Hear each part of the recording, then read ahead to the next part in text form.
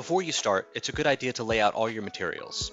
Sometimes, one of the caps for the central lung system is hiding underneath the base, so check there if you can't find it. It's also a good idea to go ahead and attach the leachate drain tube prior to starting assembly. Locate the correct corner, then the leachate attachment mechanism.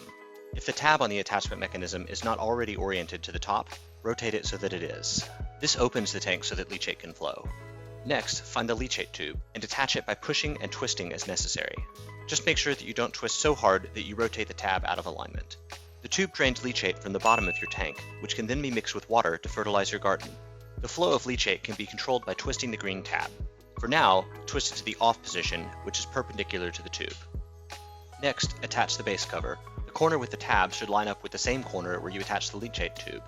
Next, grab one of the pipes for the aeration system, push down firmly, and gently twist to attach. Repeat this process with the first cone, followed by the second pipe and the second cone. The pipes and cones will create a lung system that draws air up into the bin and then disperses it throughout the compost, keeping the process working. Next, grab a 3-sided panel. You'll need to double check the instructions on the base to figure out exactly where it attaches.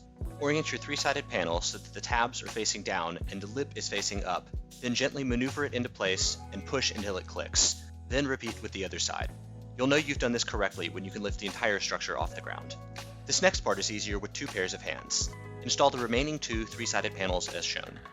Note that they won't click into place or stay up on their own just yet, and so it's easier to have someone hold them while you put the cardboard stabilizers in place. Once that's done, you can do the rest on your own. Take the 2 top locking panels and notice where the hooks are. Line them up so that the hooks are at the top, then slide down and push firmly until they click. At this stage, we highly recommend making a modification for additional stability. Grab the packet of screws from the original Aerobin box and your own powered drill. The screws are self-tapping, meaning they can be drilled into place. Drill a screw into each of the 4 corners where the tab from the top panel overlaps the panel beneath. The final sequence should look something like this.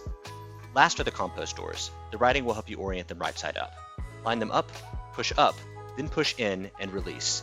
The lid to your Aerobin has hooks on the back, which are designed to allow you to hang it from the side while you add compost and return it to place when finished. Whenever the lid is closed, the insulation inside each Aerobin panel will help retain heat and ensure composting is possible year-round.